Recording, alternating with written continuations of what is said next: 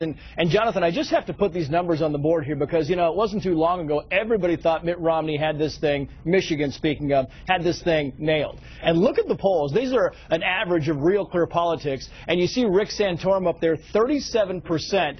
I mean, that is well outside the margin of error. What happened to Romney's campaign in Michigan? Well, Rick Santorum definitely has a lot of momentum right now, and you can't count that out. I mean, he has a lot of momentum going to this race because of those primaries that he won, the caucuses that he won a couple of weeks ago.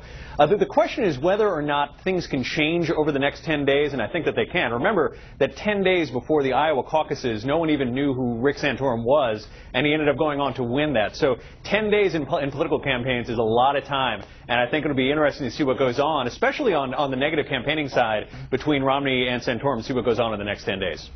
We have learned, Jonathan, that 10 days really is a long amount of time here and anything happened, but it seems like both Romney and Santorum are kind of going down that same path. They're both going down that nostalgia path. You've got Santorum saying he wants to, revise and revitalize manufacturing, and Mitt Romney's talking about when his dad was the governor, the good old days in the auto industry. But yet the auto industry is gaining steam. I mean, GM just reported its largest profits ever. So how do you tell them, let's go back to the good old days when the future looks pretty bright in Detroit? Yeah, it's definitely a message that Mitt Romney is going to have to crystallize and be able to answer that in a very short period of time.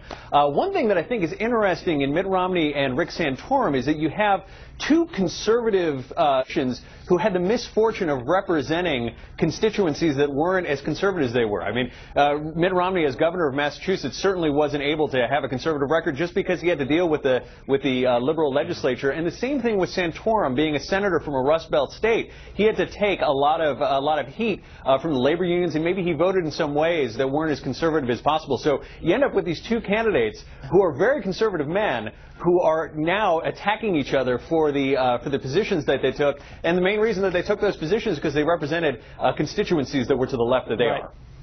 And, I hate to ask these questions, project-ahead questions, Jonathan, but if Mitt Romney does not do well in Michigan, which everybody thought he would dominate, what does that mean going into Super Tuesday? Well, you remember that there's also a primary in Arizona on the same day, right? And he is leading in those polls. So if he were to lose Michigan and win Arizona, I think it's probably a draw, maybe with a slight advantage to Romney because he does have a money advantage, and he will have a money advantage going into Super Tuesday. Now, if Romney loses both of those states, we can have this conversation again in a couple of weeks. I think that if Romney does win both states, he'll be in a very strong position for Super Tuesday. And you make a good point, Jonathan, because he does have a vast money advantage over Rick Santorum. Jonathan Collegio, thank you, sir. Thank you. It does mean a lot. Thank you.